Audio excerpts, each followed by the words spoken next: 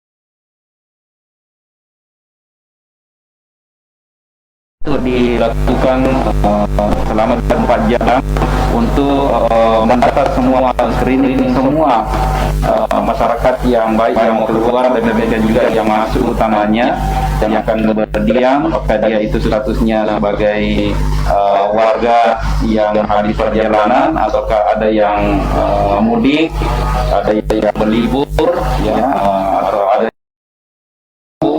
apapun alasannya, semua itu akan kita deteksi melalui screening dengan pertanyaan-pertanyaan untuk terus kami pantau agar bisa kami selalu deteksi masyarakat kita yang akan masuk di wilayah Kabupaten Wajo.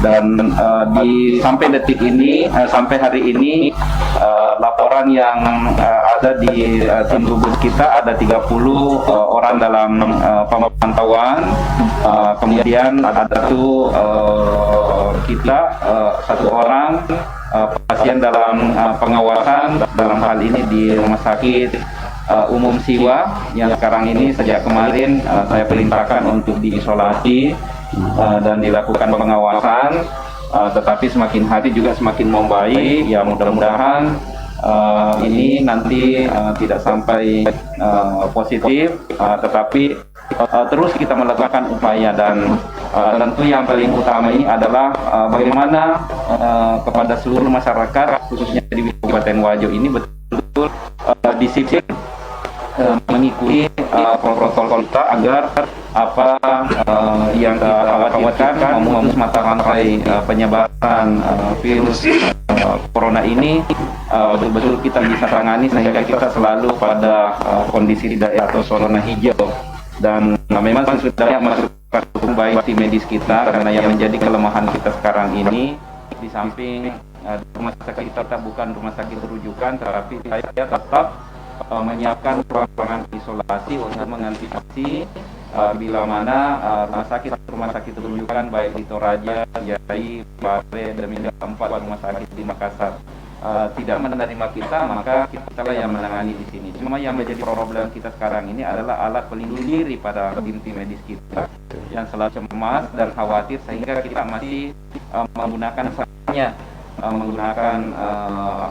peralatan-peralatan darurat seperti jas hujan, alat-alat medis lain. Tetapi alhamdulillah kemarin kita juga sudah dapatkan masih terbatas dari Dinas Kesehatan Provinsi. Tentu ini terus kita upayakan, baik pengadaan sendiri maupun bantuan dari Dinas Kesehatan Provinsi. Oke, baik, terkait tadi soal screening Pak, yang sudah ada petugas kesehatan memang di daerah-daerah perbatasan, jika memang ada masyarakat yang didapatkan suhu badan meningkat, apakah langsung dibawa ke rumah sakit atau di apa nih Pak?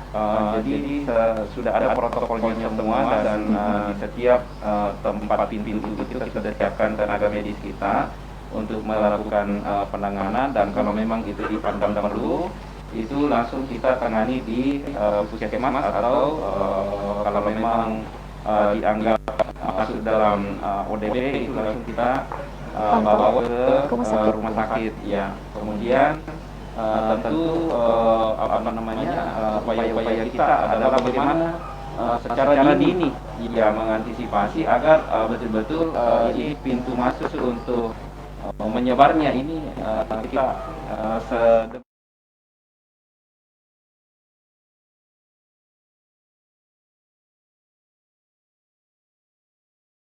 minggu terakhir kemarin hanya ada 16 ODP, 13 ODP, dan sekarang menambah lagi Pak. Sudah menjadi 30 dan saat yang PDP. Ya, PDP. Mudah-mudahan kita berharap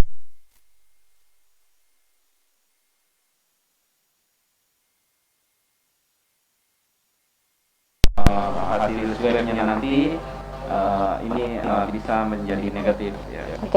Terkait juga ini Pak, masalah pemeriksaan juga kemarin beredar di masyarakat, katanya terlalu lama dalam proses pemeriksaan. Ya, jadi memang di minggu lalu itu kita masih selalu menunggu hasil swab dari Jakarta, sehingga kadang-kadang sudah ada yang meninggal baru ketahuan hasilnya. Tapi alhamdulillah beberapa hari yang lalu pemerintah provinsi sudah memiliki 2 laboratorium untuk bisa melakukan melakukan pengujian sehingga sudah bisa diketahui secepatnya di Makassar. Bahkan melalui rapid test tentu sekarang ini sudah bisa, walaupun memang mungkin hanya sampai 30% tingkat akurasinya, tetapi ya saya kira ini menjadi upaya-upaya utamanya kepada tim-tim medis kita yang selalu menjadi garda terdepan untuk selalu berhadapan dengan pasien. Oke. Selanjutnya ini Pak, terkait dengan fasilitas di rumah sakit. Kita kan hanya bisa memantau walaupun memang ada yang positif terkena corona, apakah langsung kita rujuk ke Makassar? Ya, jadi yang jelas kami selalu komunikasi dengan rumah sakit rujukan. Hanya saja tadi itu kendalanya karena rata-rata rujukan juga sudah antri seperti itu, makanya kami antisipasi ruang-ruang isolasi yang bisa kita juga lakukan perawatan. Tentunya dengan ada juga sudah ada protokol penanganan di rumah sakit kami ini untuk bisa terus melakukan pengawasan kepada pasien kita, dan insya Allah kedepannya ini kami berusaha menambah juga ruangan-ruangan untuk mengantisipasi hal yang kita tidak inginkan bila mana semakin membesar, tapi mudah-mudahan tidak. Kita tambahkan lagi ruangan-ruangan cadangan atau persiapan, dan beberapa relokasi anggaran yang ada kami sudah ajukan juga ke DPRD untuk bisa kita alihkan agar penanganan darurat untuk mempersiapkan fasilitas semua ini dengan alat-alat kesehatan.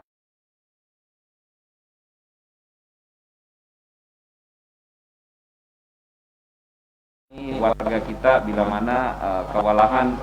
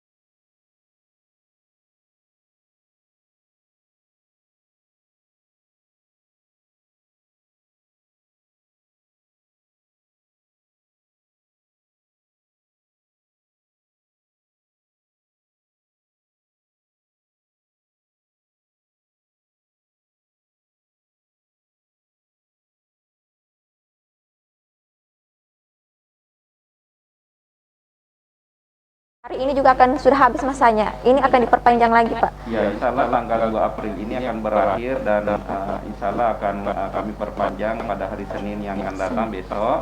Kita akan perpanjang sampai Juni, ya sesuai dengan batas waktu Yang tidak ditentukan. yang tidak ditentukan ke depannya, tetapi insya Allah kita selalu mengambil dasar dari tanggap siaga darurat nasional yang ditetapkan 29 Mei.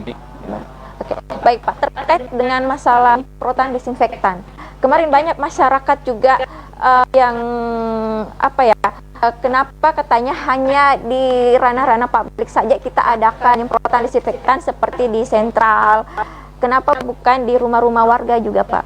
Ya, tentu memang ini bertahap. Yang pertama baru tenaga-tenaga relawan yang Alhamdulillah sejak kemarin saya sudah perintahkan untuk dibentuk relawan-relawan desa untuk membantu. Demikian juga hari ini saya juga sudah sampai kepada Pak Sekda untuk kita lakukan perubahan tim gugus kerja kita yang tadinya diketuai oleh Pak Sekda, insya Allah akan diketuai oleh Pak Dandim, agar jaringan TNI kita akan membantu yang di provinsi juga diketuai oleh Panglima, dan kira ini akan bisa lebih bagus kolaborasi TNI, Polri, seluruh stakeholder yang ada melibatkan. Saya terima kasih atas nama pemerintah dari Kabupaten Muarjo melihat tentunya para komunitas masyarakat kita, baik ormas, ya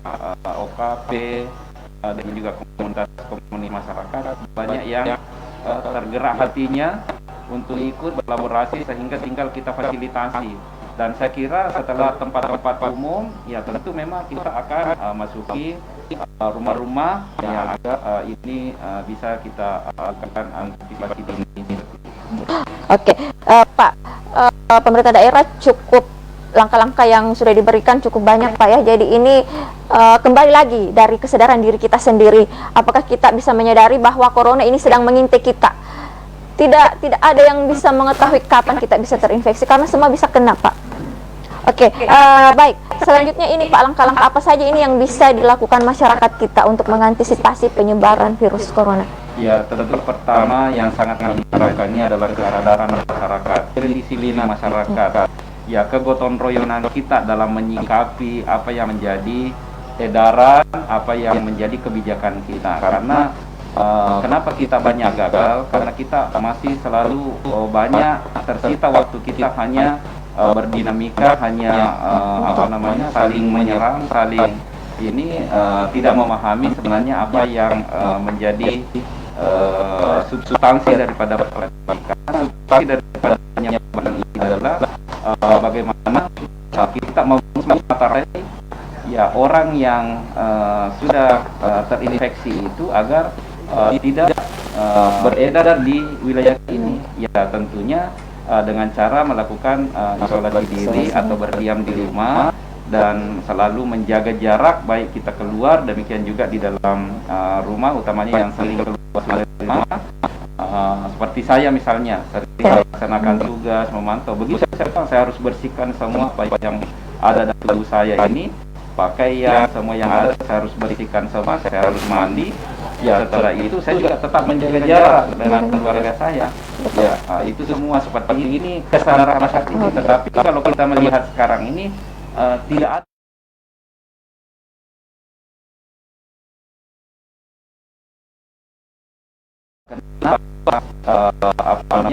masjid kita nanti dijelaskan oleh ketua mewakili juga Majelis Ulama Indonesia. Kenapa masjid kita sejak 27 kemarin kita tiadakan? Karena kami sudah khawatir. Ya, yang kalau misalnya dalam bentuk ada saat situ yang terinfeksi, maka kita tidak bisa bayangkan bagaimana orang-orang yang ada di situ akan terinfeksi secara berjamaah. Artinya akan bisa cepat itu karena perpindahan ini itu sangat mudah sekali. Walaupun memang kita sudah antisipasi dengan peralatan, sudah kita bersihkan sebelumnya, tapi kapan ada orang yang terinfeksi ikut bergabung di dalamnya, maka itu akan memudahkan, apalagi kalau tidak pakai masker, kemudian tidak berjarak, ya kemudian dia lama berdiam di dalam, kemudian ruangan tertutup, itu semua berpotensi untuk bisa berpindah. Sehingga makanya itu kenapa di pasar, karena di pasar masih mudah kita kendalikan, walaupun selama berbelanja itu selalu kita bisa atur antara pembeli dengan penjual. Ya saya sudah tegaskan kemarin, tolong kalau ada pasar yang tidak mau mengikuti petunjuk kita, tutup. Saya sudah sampaikan begitu. Antara lain, pertama, baik pedagang maupun pembeli harus menggunakan masker. Yang kedua, tidak boleh sentuhan. Ya, uang yang selalu dipegang, begitu sudah selesai dipegang, di tangan lagi, dibersihkan. Ya, demikian juga boleh ada tumpuk di sini, harus ada beberapa yang mengatur sekarang. Kalau tidak bisa dilakukan itu lupa. Kemudian kita juga pedagangnya, adalah makanan pokok. Karena ini persoalan perut. Ya, ini karena kehidupan tidak, ini kita hentikan kehidupan ini. Ya, walaupun nanti pada akhirnya nanti kebijakan pemerintah pusat kalau pada perkembangannya nanti ada hal-hal tertentu, ya tentu lain lagi ceritanya.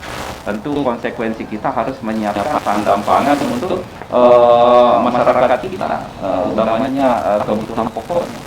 Betul. Oke, pemirsa, sekali lagi saya himbau bahwa ini benar-benar kembali pada diri kita sendiri, kesadaran kita bagaimana kita bisa membantu pemerintah, membantu para tenaga medis yang sudah berjuang mati-matian mempertaruhkan nyawanya demi menyelamatkan nyawa yang lain. Tidakkah mata kita menjadi saksi ada berapa nyawa yang melayang setiap harinya karena terpapar virus corona? Oke, baik pemirsa, sebelum saya lanjut nih ke narasumber kita, mungkin ada komentar yang masuk, kita lihat dulu pemirsa. Atau mungkin ada ini berinteraksi langsung bersama Bapak Bupati, bisa menelpon langsung di nomor 0811445616.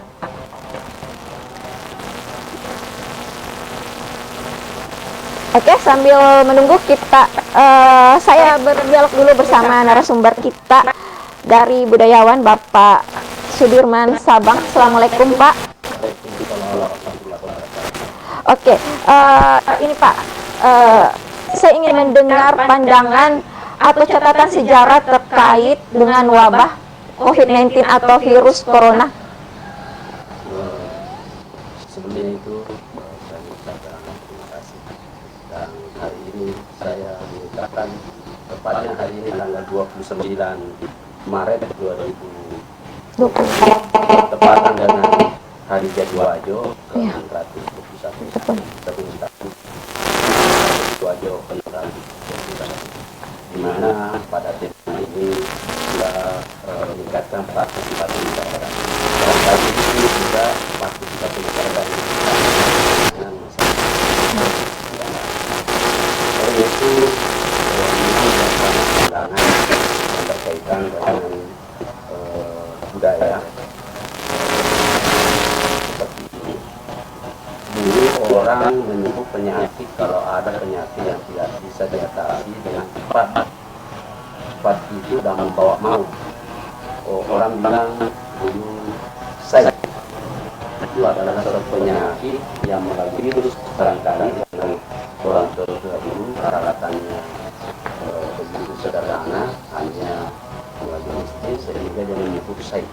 Itulah kalau ada orang yang melanggar, dia bisa bersumpah jika saya, berarti itu akan dikena penyakit yang tidak bisa diobati dan cepat penularannya. Itulah barangkali itu kawan. Kaitan dengan kematian, karena penyakit pasti ada dampaknya pada kematian. Ada beberapa bukti ternyata setelah dan beberapa bukti ini adalah orang tetapi mana itu tanpa dengan perhubungan akan menderita. Dan bisa dikatakan olehnya itu beberapa kali nah wabah masih seperti negara pemerintahan atau masyarakat tempat itu kejadian wabah menyebabkan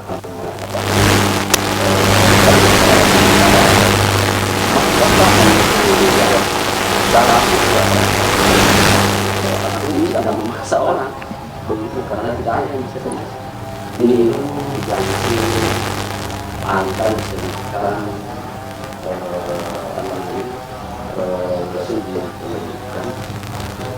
apa yang menyebabkan itu?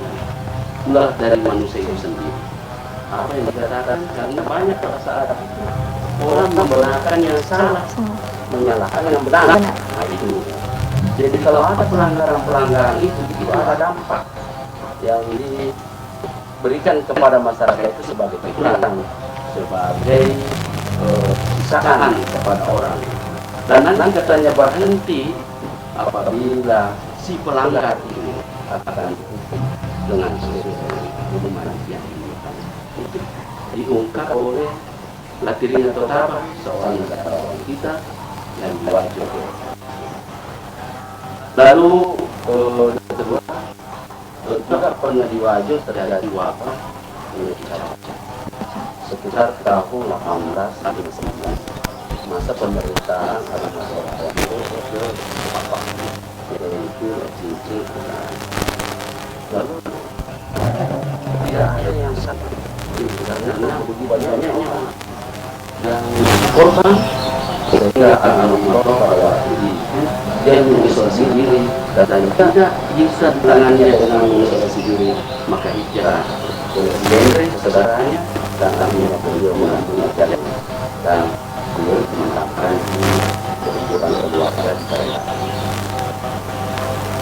Wabah ini lalu diatasi dengan seorang hadis yang datang melihat bahwa masyarakat ini bisa habis kalau tidak ada yang tangan. Langsung datang seorang hadis yang bernama Musa. Kita tabir ini memang mungkin barangkali Allah menakdirkan untuk datang ke Majo melihat itu.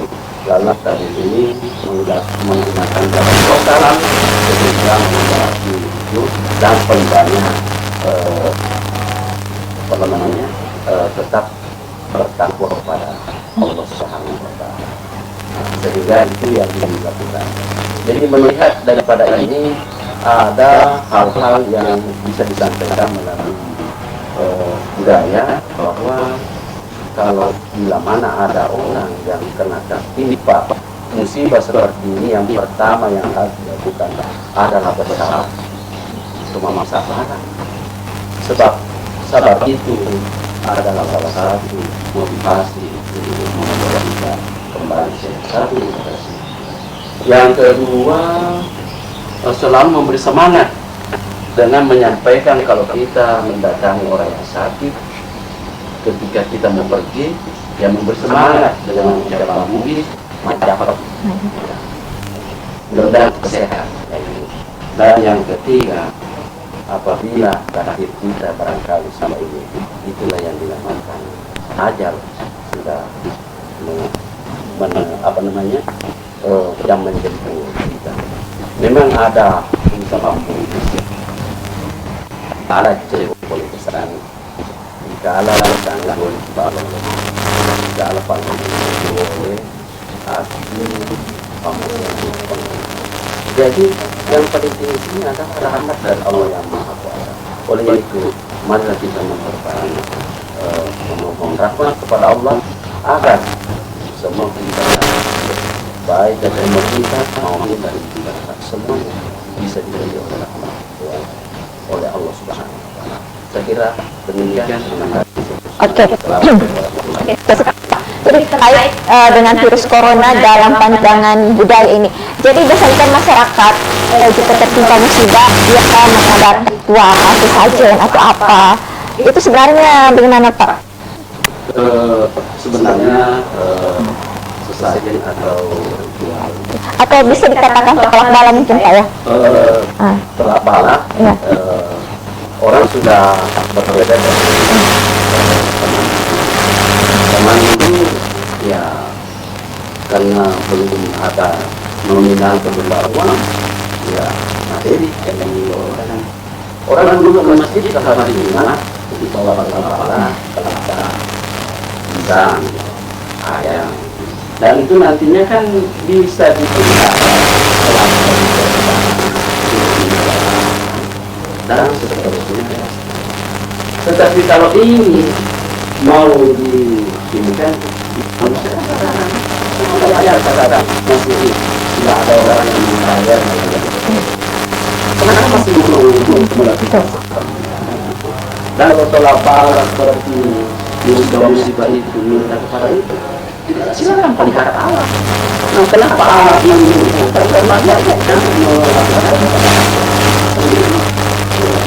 tidak menghormati alam misalnya? Jadi tolak bala itu ya sekarang ini kita lihat. Tak usah adakan yang dilakukan oleh orang tua. Kenapa saja begini? Kesimpulannya adalah menginginkan alam ini bagaimana bisa ramah dengan manusia. Manusia. Ya. Tapi kalau manusianya tidak ramah kepada alam, tentu alam tidak ada. Jawabannya terhadap manusia. Oke. Kalau orang yang hidup di pinggir sungai, pasti akan ramah dengan air. Ayo. Manusia yang hidup di pegunungan juga ramah. Oleh ini sebagai orang Wajo, ya, ada simbol itu antara masyarakat dengan pemerintah. Dia bilang berkomitmen.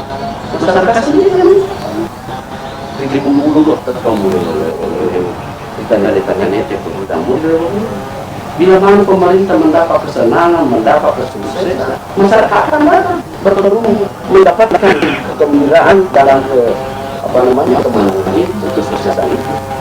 Dan bila mana pemerintah dalam keadaan mendapat musibah seperti itu, maka masyarakat juga akan menunggu program itu, maka masyarakat itu dan ceritanya tadi itu disitulah antara kerjasama masyarakat dengan pemerintah dan pandangan kita. Saya kira orang tua dari kita sudah tidak pernah bertentangan dengan program apa yang dilakukan oleh pemerintah. Itulah barangkali simbol yang dilihat oleh masyarakat Wajo itu yang ada di pintu gerbang yang menyatakan Maradeka Wajo. Nah jadi yang alena Maradeka, karena ini tanahnya tempat kitanya Maradeka mana ada sama tulisan dan buang. Buku kita sudah seperti itu.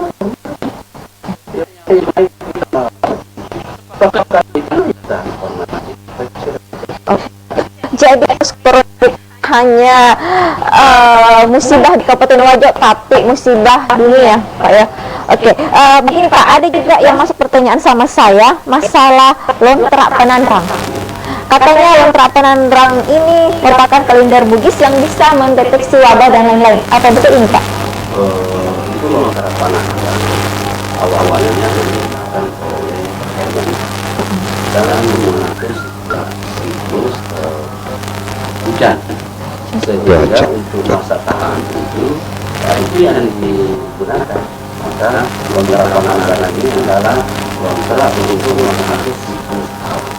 Tapi kalau alam tadi yang saya katakan ini sudah tidak menjadi tanda-tanda bagaimana alam itu, apa sudah yang panjang atau tidak, dan bagaimana karena dia berbentuk daripada ada dua yang lontera melihat catatan.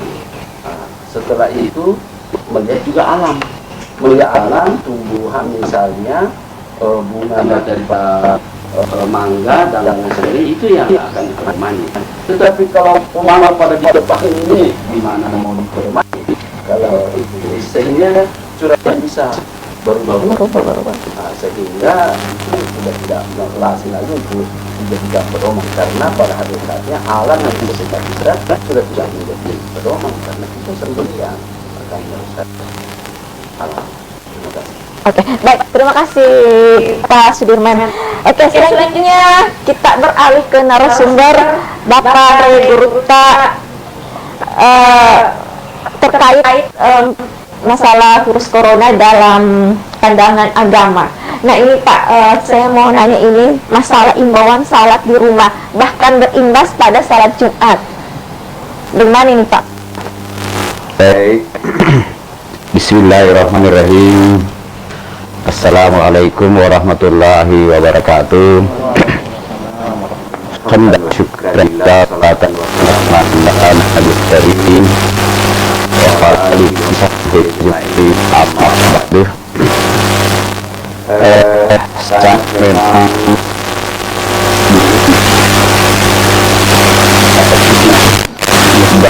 ujian cobaan ini bagi kita orang beriman. Atas tidaknya ujian cobaan atas wabah ini wabah coronavirus sangat dengan diri agama, terutama sholat berjamaah dan sholat Jumat. Kenapa bisa? Nah, ini yang kita lihat sesuai dengan ilmu kesehatan, ilmu medisnya. Akibat virus ini adalah penularan akibat kerumunan banyak orang. Kerumunan banyak orang. Persentuhan jabat tangan misalnya di dalam ajaran agama, kemudian saf salat itu harus berdempet. Imam tidak memulai salat apabila tidak menyampaikan seruan rapatkan saf, dan seterusnya dan seterusnya. Sementara ilmunya untuk menghadapi virus ini, wabah ini bertentangan. Bertentangan. Contoh, kalau orang ketemu bersalaman, selama tangannya berjabat, berguguran dosanya seperti gugurnya daun-daun dari dahan rantingnya. Nah, ini yang dilarang. Kenapa dilarang? Karena itu tadi persentuhan. Nah, kalau kamu silaturahmi, social distancing. Ya, Pak Idi jek mutap pun di Tokyo atang. Social distancing ini kalau dilanggar risiko luar biasa. Risiko luar biasa. Kalau bermaaf, sholat Jumat. Nah, di sini intinya masyarakat, umat harus paham. Bukan sholat dilarang. Bukan sholat Jumat dilarang, akan tetapi kerumunan banyak orang. Nah, ini ada kaidah fikih la dirarah wala dirarah. Agama tidak mendaki kamu itu rusak secara individu. Oleh karena itu jangan rusak orang. Nah, kalau kita misalnya sudah terjangkit, sudah terkontaminasi dengan virus itu, siapa yang jamin? Karena virusnya tidak kelihatan, tidak sama dengan flu burung. Flu burung itu kalau burungnya sudah ini nih, udah dihabiskan, selesai. Antraks, domba, unta, kelihatan. Kalau ini tidak. Nah, bagaimana caranya? Nah, umat ini tidak boleh nakal, tidak boleh sombong. Sombong itu saya tidak takut kecuali Allah. Betul. Betul. Siapa yang tidak takut kecuali Allah? Cuma harus dipahami, takut kepada Allah dan takut kepada harimau itu beda. Takut kepada Allah, mendekati Allah dengan kalimat-kalimat, dengan amal-amal ibadah. Takut dari singa, macan, harimau harus menjauh. Takut kepada virus corona, nah ini harus kita jauhi. Nah, sekarang pilihannya apa? Mau tetap konsisten dengan agamamu yang sholat Jumat, yang sholat berjamaah, atau kamu mengakibatkan orang banyak? Nah, ini tadi yang dikatakan la dirara wala dirara. Jangan mencelakakan dirimu dan jangan apalagi orang yang banyak. Allah tidak pernah menghendaki kamu mengurus dirimu sendiri, kuang sesuatu di timara. Jangan kau serta-merta mencelakakan dirimu, jaga keluargamu dari api neraka. Nah, tetapi kamu masa bodoh. Apabila kamu masa bodoh dan kalau terjadi itu, kamu yang kita sendiri. Sama tadi itu, taruh kak mati ke umat ke ajumar, taruh kak mati masih. Nah, itu kalau mati betul karena terjangkit virus ini, mati konyol kok. Mati konyol kok. Nah, ada yang ekstrim, mati kafir kok. Taruh kak mati ku semempurna kak, mati kafir kok. Nah, itu namanya mencelakakan diri sendiri, membunuh diri sendiri. Coba, kalau dia sudah habis akal dalam kehidupannya, lalu langsung diri kok. Saya kira itu pandangan agama bahwa tuntas. Apalagi sikap kita di Wajo ini luar biasa. Pasti adalah agamawan, figur religi. Jadi kita tidak repot. Bayangkan pada saat 16 itu kami dari Majelis Ulama, kami dari pimpinan perguruan tinggi, kami dari penuntun agama, memahami keadaan ini sudah betul-betul mencermat. Nah, makanya waktu itu Majelis Ulama oleh pertemuan, dan alhamdulillah sangat bahagia oleh karena Pak Bupati hadir bersama dengan Dinas Kesehatan. Nah, pada saat itu luar biasa keputusan yang diambil melawan arus. keputusannya MUI pusat sudah mengatakan dilarang Jumat, dilarang sholat berjamaah di masjid.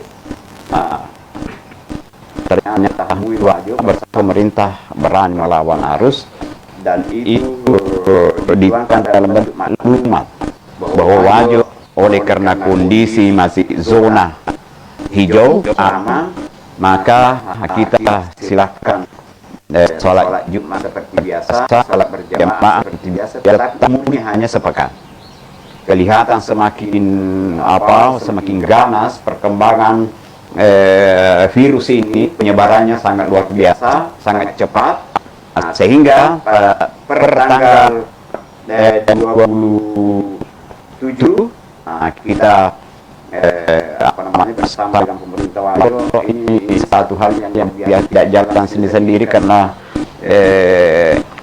kita menganut kebersamaan puluhan ini dari kuki asilum pulungnya menurut kata budaya ya Pak Sudirman.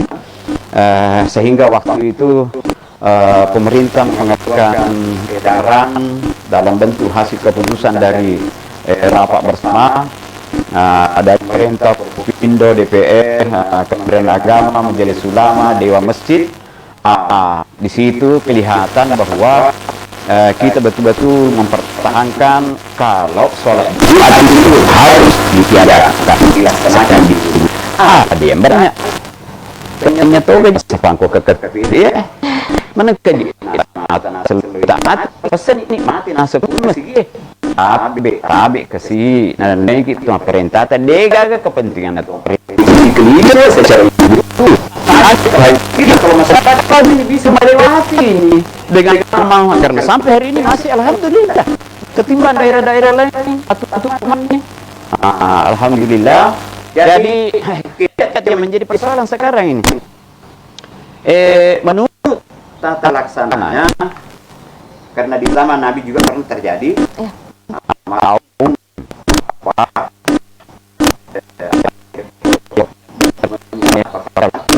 liprah Rasulullah tahu itu sehingga rasa itu sederhana kali agak nasa Nabi dirong kena kena virus kena wabah aja kan rom dari angkalas itu benar balik tahu aja tuh telewi di situ mat kayak lockdown. Ini adalah sangat kuat, tetapi ada pertimbangan lain oleh pemerintah kita masih menghindari itu sangat justru lebih berat itu risikonya kalau dihilangkan itu. Kenapa? Ini ada fikih darah masih di muqaddam ala jalbil masalih. Ya dambangi ro mudarat, kerusakan, kecelakaan, dambangi dua, pilih yang pentingan. Pilih yang pentingan. Ini yang dihadapi oleh pemerintah sekarang. Lockdown kerusakannya luar biasa. Tetapi kalau jalan seperti ini ya ada kerusakan, tetapi ketimbang tadi lockdown ya lebih berat. Nah, kembali kepada sholat Jumat tadi, sholat berjamaah tadi di Rasulullah itu ada tata laksananya. Ya, kalau azan itu hari Jumat azan karena tetap azan. Ya, karena ada masjid dia tutup total. Nah, kembali ro sigiro. Oh, macam mana maghrib jemaah? Masa kebiri punya ini langsung nyatain langsung saja tesnya ya kumaskan saja selama ya orang ada muat sama bisa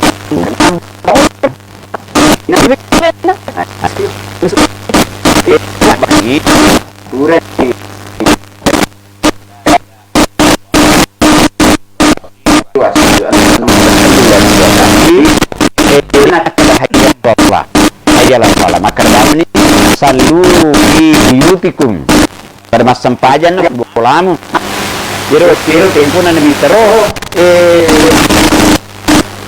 bosi ni kemarin ya bakada azan api enak kalau sholat hari kita tapi ada sampai itu bolam kamu sekalian silakan sholat di rumahmu. Nah ini yang ada apa namanya pemusjid, panitia masjid. Ada leh, nah ya kan mas sempaja, tanya perempajang ya, yang mau berjamaah, tanya jumaah, ada pengen ini nggak tahu. Nah ya kok kira, ini kalau tanggung jawab, ya kiruntir kibat. Pertemuan banyak orang mengakibat kesalahan berjaya. Setelah itu pengejaran itu, berapa ratus orang terinfeksi virus itu. Nah, inilah yang apa namanya perlu dipahami oleh masyarakat kita supaya bukan antara agama dengan cobaan ujian musibah ini. Ya kita harus menghindarnya jauh lebih utama ketimbang cuma boro-boro mabutan taruh.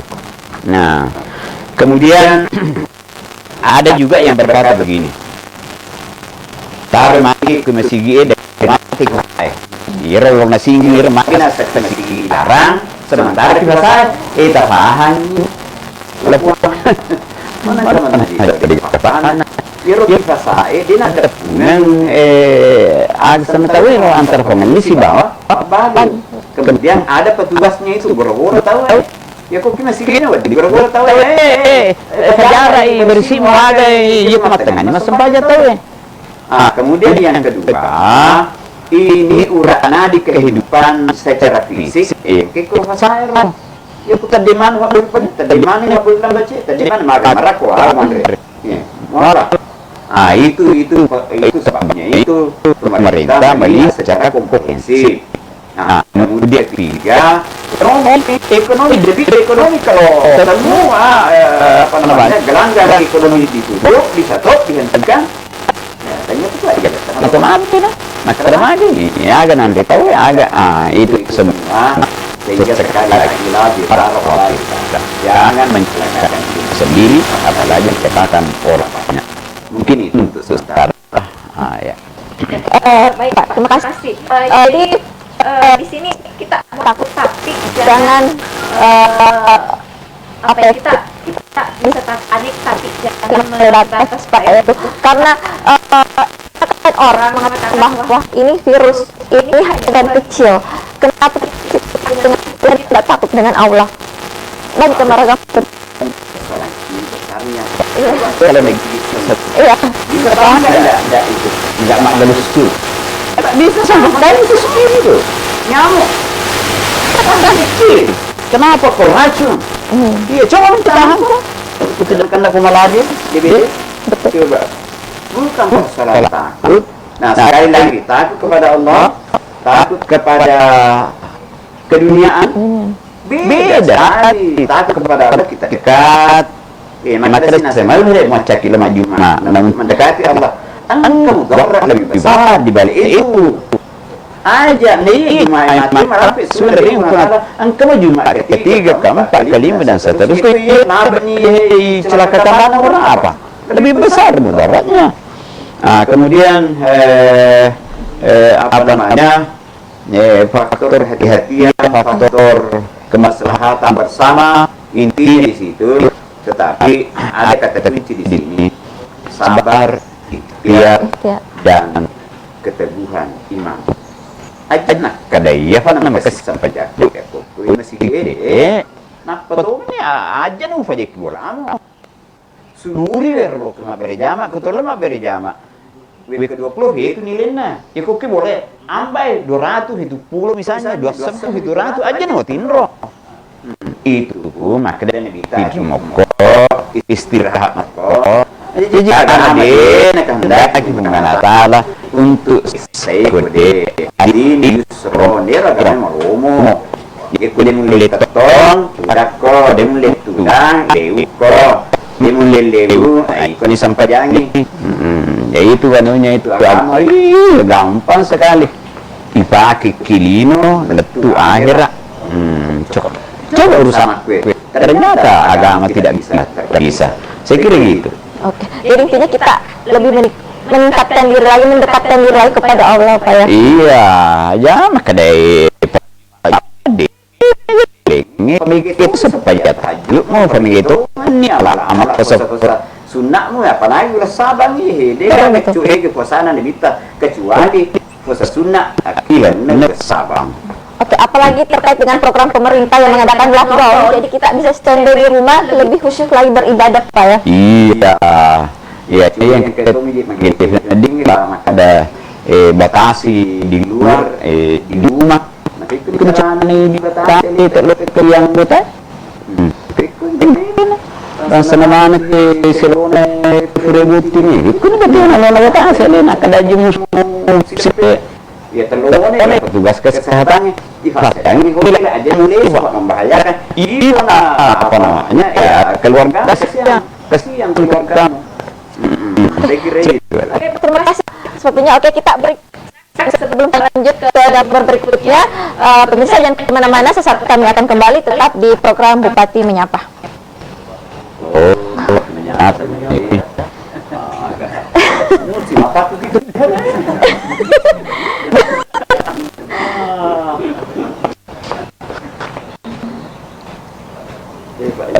langsung on ya.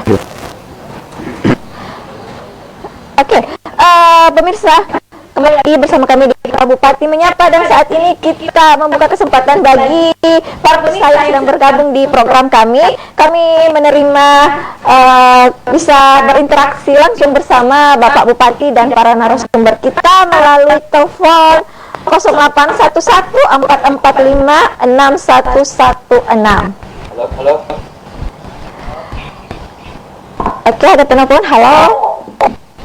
Halo, assalamualaikum.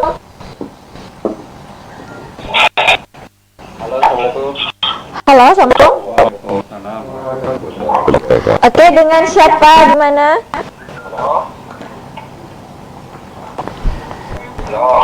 Halo, halo, assalamualaikum. Dengan siapa?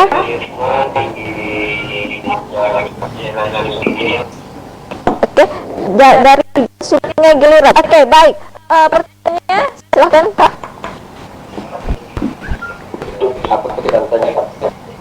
Itu yang pada masjid, bolehkah ada satu orang yang tinggal menurut azan dan tetap ada satu orang yang menunaikan sholat bermasjid di tangan itu semua azan, misalnya kalau tinggal orang di masjid. Artinya azan tetap dikumandangkan dari suara luar. Sebenarnya satu jamaah bilang waktu sholat dalam masuk. Oke. Kadang-kadang ada jemaah betul-betul bang ya. Oke, baik. Mungkin bisa dijawab oleh Andri Guruta, Ilmu Pesantren, silakan. Jadi bagaimana caranya itu? Apakah tidak apabila di masjid melakukan azan, apakah tetap ke masjid untuk mengundang azan atau bagaimana? Oke, terima kasih Pak atas pertanyaannya. Baik, mungkin bisa dijawab oleh Bapak Guruta, Ilmu Pesantren, silakan Pak. Iya betul. Siapa namanya? Betul ya. Masjid itu tidak sama sekali dikosongkan. Ini yang keliru juga pengurus masjid ini. Dia kosongkan masjid, dia tutup. Waduh, tidak begitu. Jadi setiap waktu salat ada yang azan, kemudian yang tukang azannya silahkan sholat di situ. Bahkan kalau bisa ada tukang bersih lagi ya sholat di situ daripada majelis keluarmu. Tetap sholat di situ. Mau berjamaah 2 orang 3 orang boleh, tapi jarak. Oke, Jarak ya. Tidak boleh berdempet. Maka ada nol setan nak ada deh. Darurat ya. Bukan masalah aja ada jamaah sih, apalagi mau cium tangan.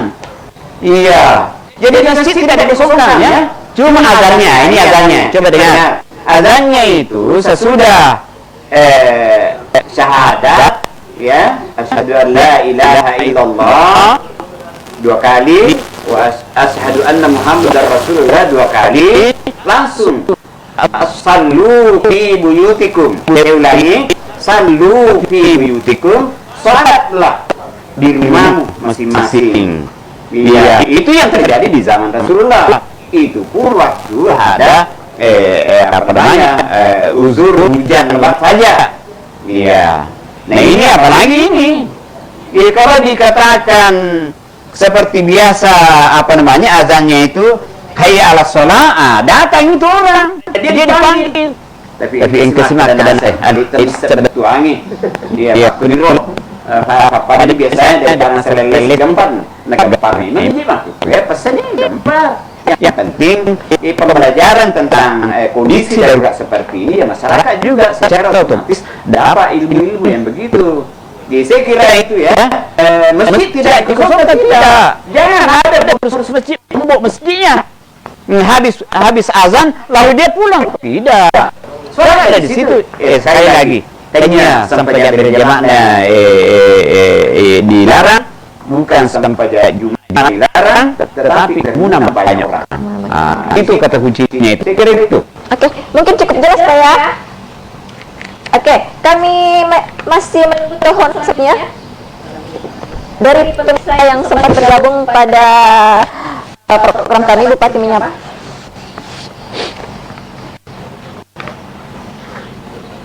Oke, kami masih menerima telepon di nomor handphone 081144456116. Kalian bisa berinteraksi langsung bersama Bapak Bupati dan kepada para narasumber kita pada hari ini.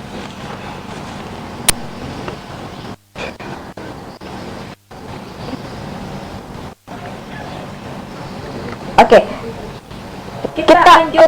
Oke, baik pemirsa, lanjut saja kepada narasumber kita, Bapak Angka kita ini, Bapak Muhammad Ridwan Angka. Assalamualaikum Pak. Waalaikumsalam warahmatullahi wabarakatuh. Oke, baik Pak, ini Pak, sejauh mana dukungan dan peran Dewan Perwakilan Rakyat Daerah Kabupaten Wajo dalam penanggulangan COVID-19 ini Pak? Terima kasih. Pertama, izinkan saya dulu menyampaikan bahwa Ketua DPRD Kabupaten Wajo tidak sempat hadir pada sesi hari ini. Beliau mendoakan kepada kami di Komisi 4 karena kami Komisi 4 mitra kerjanya berkaitan dengan kesehatan dan rumah sakit. Jadi kami hadir di sini mewakili Ketua DPR. Pertama-tama izinkan kami dulu menyampaikan sebagai representasi rakyat, Dewan Perwakilan Rakyat Daerah sebagai representasi rakyat, mewakili rakyat secara keseluruhan dan wajib menyampaikan ucapan selamat kepada Pak Bupati. Hari ini adalah hari jadi Wajo. Ya. Itu yang pertama.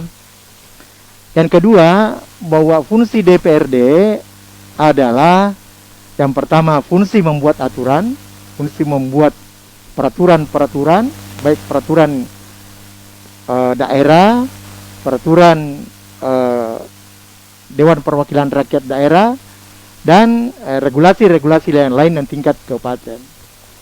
Kemudian fungsi yang kedua adalah fungsi anggaran, mengatur anggaran, dan ketiga adalah fungsi pengawasan, melakukan pengawasan. Berkaitan dengan ini, Dewan Perwakilan Rakyat Daerah Kabupaten Wajo merespon surat Bupati, yang dalam hal ini Bapak Bupati dengan tanggap sudah mengirim surat kepada Dewan Perwakilan Rakyat Daerah Kabupaten Wajo untuk melakukan realokasi anggaran menghadapi penanggulangan bencana COVID-19 ini. Apa isinya? Surat Bupati kepada DPRD Kabupaten Wajo adalah untuk melakukan pergeseran anggaran sesuai dengan mekanisme yang ada. Pergeseran anggaran yang diusulkan oleh kepala daerah kepada DPR itu sudah jelas perannya pada Permendagri 33 tahun 2019. Tidak susah melakukan pergeseran anggaran. Jadi hanya mendapatkan persetujuan dari pimpinan DPRD saja. Tapi yang perlu kita pahami bahwa berdasarkan tentang refocusing, tentang realokasi anggaran, dan tentang pengadaan barang dan jasa, ada 3 inti surat atau instruksi presiden yang ditujukan kepada para menteri, ditujukan kepada para gubernur, dan ditujukan kepada para bupati. Yang pertama adalah refocusing. Apa itu refocusing? Pemerintah kabupaten diharapkan untuk fokus ke mana? Fokus pada kegiatan penanggulangan virus corona. Itu dulu yang pertama. Ada tiga intinya yang disebut presiden. Yang pertama, pemerintah kabupaten harus fokus pada mana? Kemudian kalau sudah fokus, apa yang dilakukan oleh pemerintah kabupaten, itu geser anggarannya. Bukan pergeseran, bukan realokasi namanya. Realokasi anggaran untuk mendukung apa yang mau diputuskan oleh pemerintah kabupaten. Kemudian sesudah itu lakukan pengadaan cepat. Tidak lagi melakukan pengadaan seperti pengadaan barang dan jasa dua normal. Tetapi ada kemudahan yang dilakukan oleh pemerintah untuk melakukan pengadaan barang dan jasa. Itu juga hal yang diatur di dalam Impres nomor 4 tahun 2020. Jadi ada perseroan anggaran yang memang untuk dialokasikan. Tidak serta lakukan pengadaan. Yang penting dulu yang harus dilakukan apa ya pemerintah kabupaten. Apa yang mau lakukan? Dia mau lakukan untuk penambahan kamar isolasi. Dia mau menambah tenaga medis. Dia mau membeli obat-obat dan sebagainya. Itu yang kita temukan. Ya. Oleh karenanya, Dewan Perwakilan Rakyat Daerah menunggu dulu apa yang mau dilakukan di desa kabupaten. Kemudian Dewan Perwakilan Rakyat Daerah membicarakan karena Dewan Perwakilan Rakyat Daerah adalah lembaga yang menerima aspirasi masyarakat, meneruskan aspirasi masyarakat, dan memperjuangkan aspirasi masyarakat. Ini juga harus kita terima, mengakomodir apa keinginannya masyarakat tanpa penanggulangan virus corona. Makanya kita harus bicara bersama dulu, duduk bersama dulu antara pemerintah sama dengan KPD dan rakyat secara keseluruhan. Siapa rakyat keseluruhan adalah Dewan Anggota Perwakilan Rakyat Daerah yang selama ini juga menerima banyak aspirasi.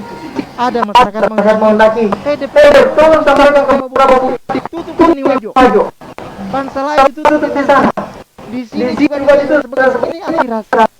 Tetapi masyarakat tidak pahami bahwa kebijakan yang tertutup ada sisi yang mencoba tidak serta-merta bahwa keinginannya masyarakat Wajo duduk Kabupaten Wajo ini maka Bupati dan tutup. Kebijakan penutupan suku karang itu adalah kebijakan yang melekat pada pemerintah. Kebijakan menutup, melockdown, dan lain sebagainya itu istilah-istilah yang ada. Sesungguhnya lockdown, kemudian social distancing, physical distancing, dan lain sebagainya itu adalah istilah-istilah yang di luar daripada negara Asia. Karena Undang-Undang Nomor 6 Tahun 2018 menetapkan tentang kekarantinaan kesehatan hanya istilah-istilah yang disebutkan di dalam regulasi medis seperti social distancing, physical distancing. Itu ada dalam regulasi kita. Itu pembatasan sosial dalam skala besar. Tapi kenapa pemerintah tidak menggunakan dulu itu? Kalau itu digunakan istilah ini, maka pemerintah terjebak di dalam regulasi tadi dan lain. Apa konsekuensinya kalau istilah pembatasan sosial berbasis besar, berskala besar, konsekuensinya adalah karantina. Kalau karantina, tadi yang seperti Bapak katakan sampaikan tadi bahwa ketika sudah di karantina, maka kewajiban pemerintah adalah menyiapkan secara kebutuhan makannya dan lain sebagainya, obat-obatnya, sampai sapinya, ayamnya, kambingnya digunakan oleh pemerintah. Itu konsekuensi daripada regulasi undang-undang kita nomor 6 tahun 2018. Oleh karenanya kalau ada istilah-istilah yang berkeliaran, ada physical distancing, ada social distancing, ada lockdown, itu istilah yang menurut saya digunakan pemerintah untuk dari istilah dulu ini. Istilah karantina Karena ketika pemerintah menggunakan istilah karantina bahwa saya mau mengkarantina daerah ini, maka konsekuensi tadi pemerintah pusat, karena pemerintah daerah loh ya, pemerintah pusat yang punya kewajiban untuk menangani masalahnya mana daerah yang dikarantina itu. Yang pertama dulu, mereka hanya ini dulu dari pemerintah barangkali sehingga menggunakan istilah daripada regulasi itu. Kenapa? Karena memang pemerintah pusat juga sampai hari ini belum bisa mengeluarkan kata-kata karantina, pengganti daripada lockdown, pengganti dari social distancing. Kalau social distancing itu jelas korelasinya sama dengan tadi pembatasan sosial berbasis besar. Itu diatur dalam undang-undang kita. Ya. Kalau itu diberlakukan nama itu tadi, maka konsekuensinya pemerintah pusat harus menanggung segalanya. Oleh karenanya dia tidak pakai itu karena di dalam Undang-Undang Nomor 6 Tahun 2018 juga disebutkan nanti pemerintah menetapkan itu mana daerah yang perlu dikarantina, mana daerah yang perlu ditutup sebagian atau ditutup seluruhnya kalau peraturan pemerintahnya sudah lahir. Sampai hari ini turunan daripada Undang-Undang Nomor 6 Tahun 2018 dalam bentuk peraturan pemerintah belum lahir sampai hari ini. Sehingga memotivasi Pak Jokowi dalam hal ini Presiden untuk mengeluarkan kebijakan-kebijakan tidak Pak Bupati mengeluarkan kebijakan padahal keputusan masyarakat kepada DPR luar biasa DPR kepada wakil kami di DPR bicara dengan Pak Bupati untuk daerah kita ini mereka tidak paham bahwa Indonesia ini negara hukum ada regulasi yang harus dipatuhi apa yang dilakukan oleh Pak Bupati terbatas dengan apa yang kita sudah sepakati bersama yang namanya undang-undang. Inilah sehingga kerja kepada Pak Bupati dalam hal ini ngirim surat kepada DPR tinggal DPR sekarang ini menindaklanjuti nanti untuk kita membicarakan dulu sesuai dengan instruksi Presiden. Apa instruksi Presiden? Yang pertama adalah bicara dulu tentang fokus apa?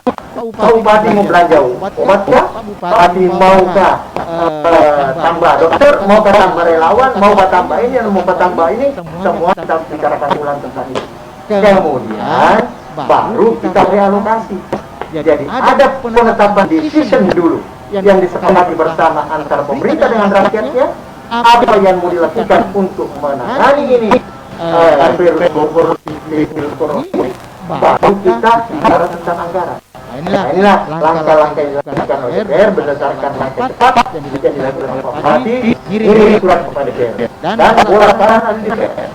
Tinggal kita mau duduk bersama dulu antara tim gugus yang dibentuk oleh Pak Bupati bersama dengan DPR. Mari kita duduk bersama, kita bicarakan apa yang Anda melakukan, apa yang kita melakukan, apa yang kami mau lakukan. Karena perlu dipahami bahwa antara Pak Bupati kepala bersama dengan DPR adalah dua-duanya unsur penyelenggara pemerintah, bukan pemisahan kekuasaan. Bahwa kekuasaannya Pak Bupati lain, kekuasaan DPR lain. Cuma berbeda. Kita sama-sama unsur penyelenggara pemerintah. Jadi apa yang mau dilakukan oleh Pak Bupati melalui kepala daerah, kita harus bicarakan bersama dengan rakyat. Rakyat yang bertentang dalam anggota DPR. Inilah fungsinya DPRD sehingga apa yang langkah cepat yang Pak bicara dalam waktu pertama kita akan respon kita tindak lanjut. Baik Pak, memang DPR ini memang sudah berjalan seiringan juga dengan pemerintah daerah dalam menuntaskan problem yang terjadi di Kabupaten Wajo terkait dengan masalah virus corona Pak ya. Tapi disayangkan juga beberapa dari masyarakat juga yang kurang paham kinerja dari DPR sehingga kemarin sempat beredar juga nih Pak, katanya dia menyangkut pautkan virus corona dengan politik. Katanya pada masa kampanye kok mereka dengan mudahnya membagi-bagi kaos, sedangkan pada saat sekarang ini masyarakat sudah perlu alat pelindung diri di rumah sakit, tidak ada yang muncul. Bagaimana Pak menanggapi hal ini? Sebuah yang bagus dan membangun juga, tetapi tidak mesti bahwa apa yang dibuat masyarakat sekarang ini harus dibayar kontan dengan turun anggota DPR membagikan masker, membagikan hand sanitizer. Itu bukan seperti itu. Fungsi DPR sebagai penyelenggara pemerintah bersama-sama dengan pemerintah, bersama-sama dengan Pak Bupati, kepala daerah untuk membicarakan itu. Apa yang mau dibantukan kepada masyarakat? Kalau masyarakat kita seperti tadi Pak Bupati sampaikan, masyarakat kita misalnya di sini ada yang betul-betul sudah terjangkit, sudah pasien dalam pengawasan. Kalau kita bikin rujukan ke rumah sakit Makassar rasanya ditolak. Kabupaten sudah ada langkah konkretnya. Dia memperluas di sini rumah sakit kita dengan membuat ruang-ruang isolasi untuk itu. Ini semua hal-hal yang dilakukan oleh DPRD. Dan sarannya DPRD kepada Pak Bupati bukan hanya sebatas itu. Kalau boleh DPRD menyarankan, kami DPRD menyarankan kepada Pak Bupati, kalau bisa rumah sakit kita di Wayo di sini ada salah satunya apakah Siwa atau rumah sakit Ulang atau Kelang ini menjadi rumah sakit rujukan. Bukan hanya 9 saja rumah sakit yang ada ini yang ditetapkan di seluruh Nusantara.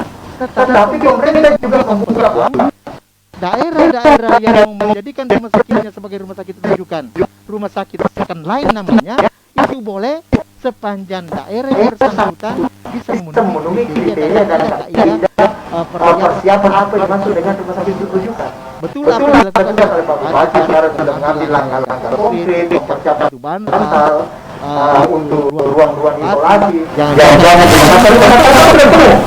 tapi yang tidak sebagai beredar informasi di Facebook bahwa cucunya saja mantan ketua DPR baru lagi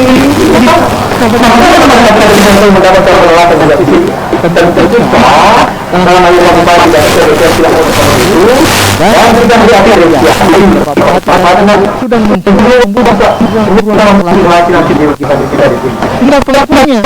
Karena sudah ada ruang-ruang tinggal pengalaman dari rumah sakit bukan dasar-dasar dari undang-undang tadi adalah pemerintah pusat. Tinggal kita minta, boleh nggak Wayo bisa dijadikan rumah sakit bukan? Kalau sudah siap berdiri, pemerintah kabupaten untuk memberikan ruang-ruang dan itu terbuka rumah pemerintah ada melakukan lain. Kalau pemerintah kabupaten memberikan rumah sakitnya sesuai dengan undang-undang yang diperlukan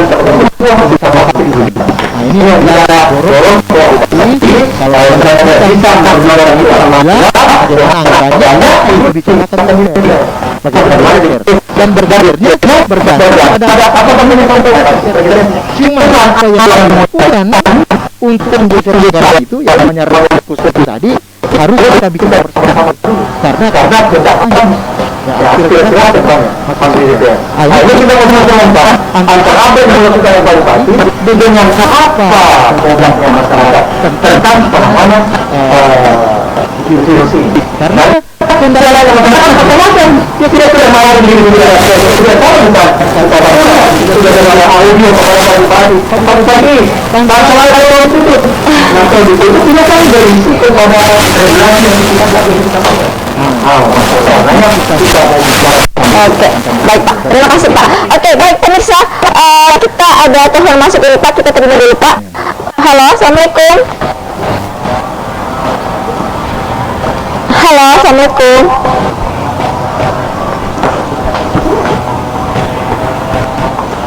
Oke, bagi pemirsa yang bergabung bersama kami bisa berinteraksi langsung dengan Bapak Bupati dan para narasumber kita di nomor telepon 0811445611. Oke, halo, assalamualaikum.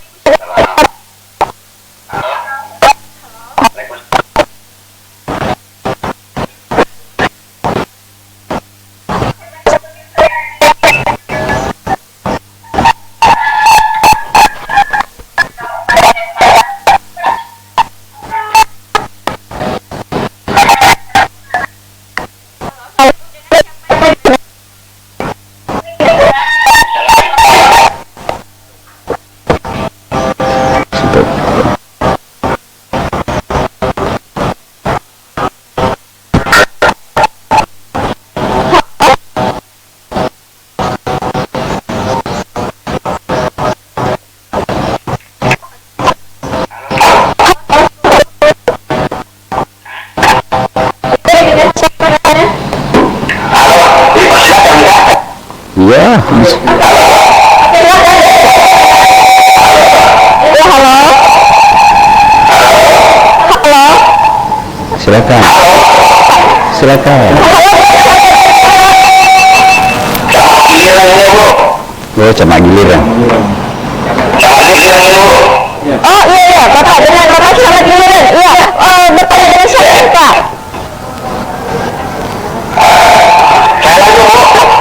Oke, langsung aja Pak pertanyaannya Pak, silakan.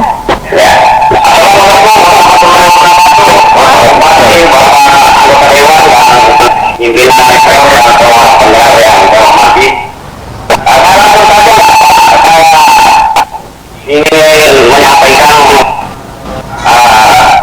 pertama untuk rektor sebagai ingin berkomunikasi balik sebagai saran yang pertama tolong mubalik disampaikan juga yaitu kesehatan atau kesehatan mempati tentang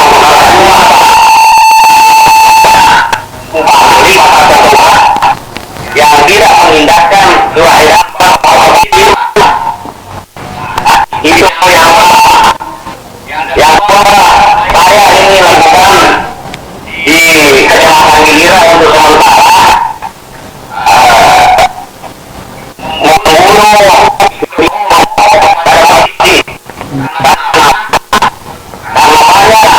kalau masyarakat itu di Kecamatan Giliran mungkin beda dengan masyarakat di lain kecamatan.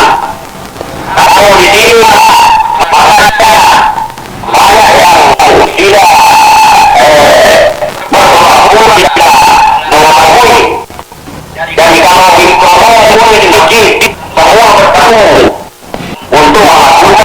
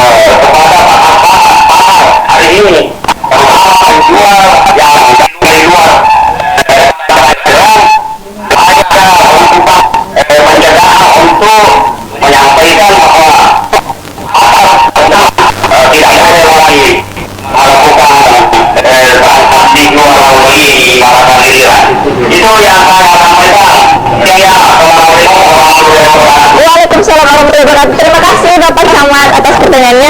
Baik, langsung saja mungkin Bapak Bupati mungkin bisa dijawab Pak terkait dengan soal edaran. Pertama mengenai edaran sudah memang tetap kita tunjukkan sama sebenarnya kepada para mubalik yang ada ini kita ada kesamaan pemahaman tentang terkait dengan ini supaya ada edukasi masyarakat.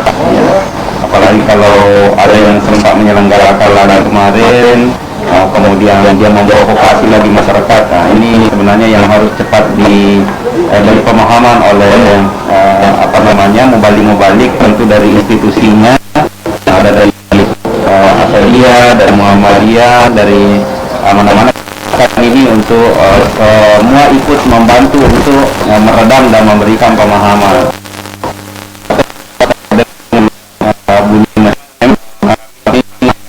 Di video conference yang disikan ya kalau memang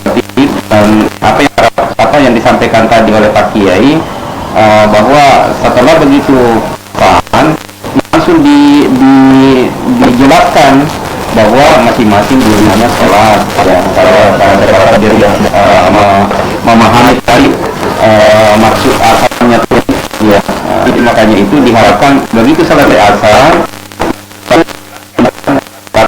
kebijakan bahwa menutup karena mungkin masanya juga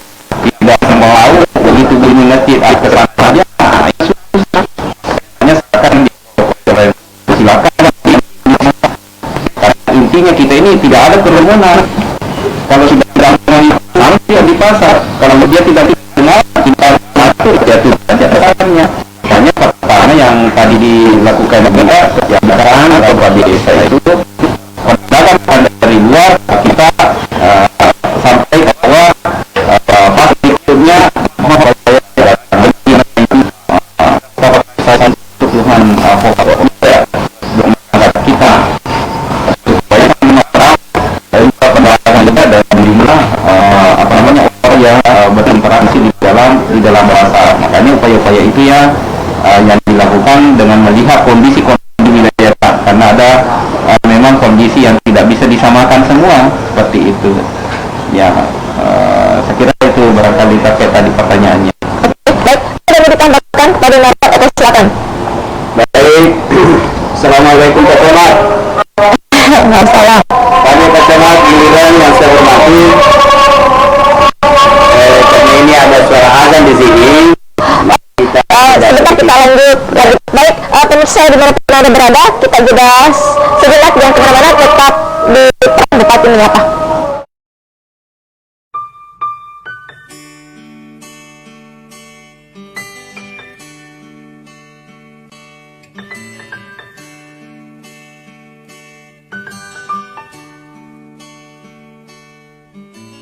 Perjalanan ini terasa sangat menyedihkan. Sayang engkau tak duduk di sampingku kawan. Banyak cerita yang mestinya kau saksikan di tanah kering bebatuan. Oh, oh, oh, oh, oh.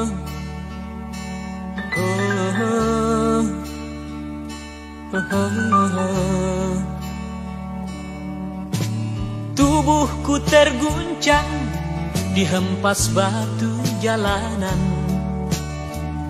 Hati tergetar menampak kering rerumputan.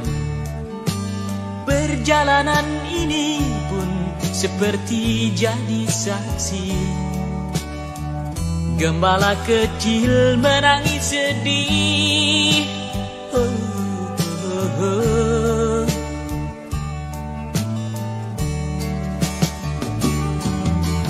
Kawan coba dengar apa jawabnya ketika aku tanya mengapa. Bapak ibunya telah lama mati ditelan bencana tanah ini.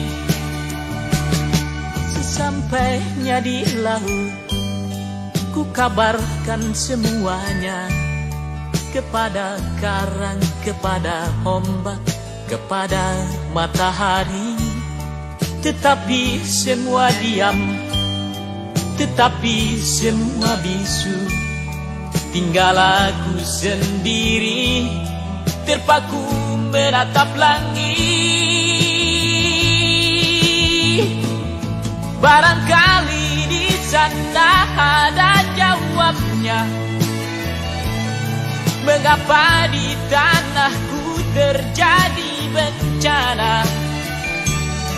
Mungkin Tuhan mulai bosan melihat tingkah kita yang selalu salah dan bangga dengan dosa-dosa.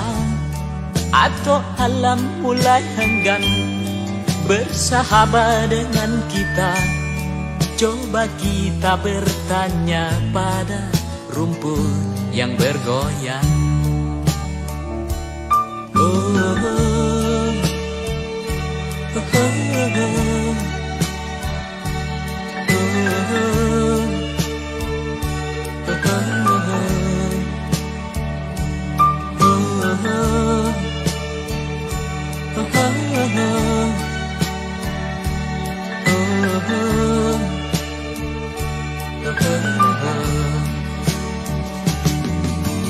Kawan coba dengar apa jawabnya ketika aku bertanya mengapa bapak ibunya telah lama mati ditelan bencana tanah ini.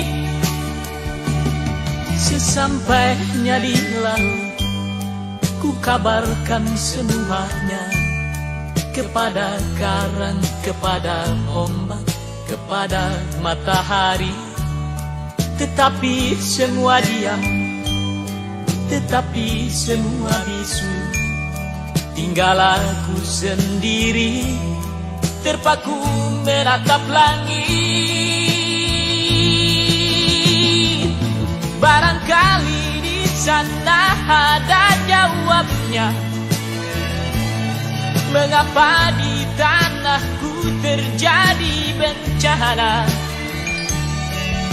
Mungkin Tuhan mulai bosan melihat tingkah kita yang selalu salah dan bangga dengan dosa-dosa, atau alam mulai enggan bersahabat dengan kita.